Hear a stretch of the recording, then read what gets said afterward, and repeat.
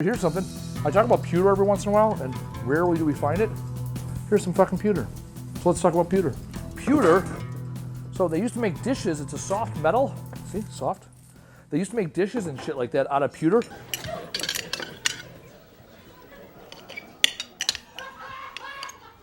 There was a piece I had a couple weeks ago we shot a video on that was potentially pewter. And I was like, man, I struggle because I don't see it that often. And so this, as soon as I grabbed it, I was like, man, it's not lead because it's harder than lead, but it's soft. Nice soft metal. All right, I'm gonna tell us little factoids about pewter. Facts about pewter. And pewter is a metal we don't find often, but it was used back in the day, especially in Italy. So back in the day, they used pewter to make dishware and silverware and things like that, or I guess pewterware, I don't know. What ended up happening was tomatoes were brought to Italy. Tomatoes are not native to Italy. They came in like the 1500s. They're native to the Americas.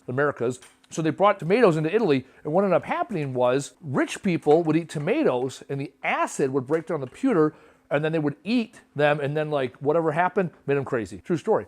So then poor people who didn't have pewter could eat tomatoes. So there's like a 100-year gap where basically they thought tomatoes were poisonous for you, and only poor people could eat them, and rich people couldn't. Turns out it had everything to do with pewter. So that's why you watch Lord of the Rings, Return of the King, when Homeboy's eating the tomatoes and all the food, and he like the steward of Gondor, and he's going fucking nuts.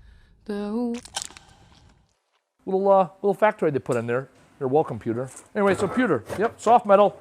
And I can't stress it enough. I talk about it all the time. Like, if you're not sure what something is, especially if it's a dish, flip it over, and sometimes they give you the answers to the test. And it's nice when they do give you the answers to the test, because then you're like, oh, someone has said this is 97% pewter. So now I'll take this, I'm gonna put it in our bin that we take whenever we come across silver or gold. Silver and gold. Which most times we're not sure about silver or gold, it's not. It ends up being something else we're not familiar with. Anyways, we take that, occasionally we'll take that to a jeweler or a pawn shop, and they know specialty metals that the scrapyard doesn't always know. Pewter, it's one of my favorite metals. It's up there with brass.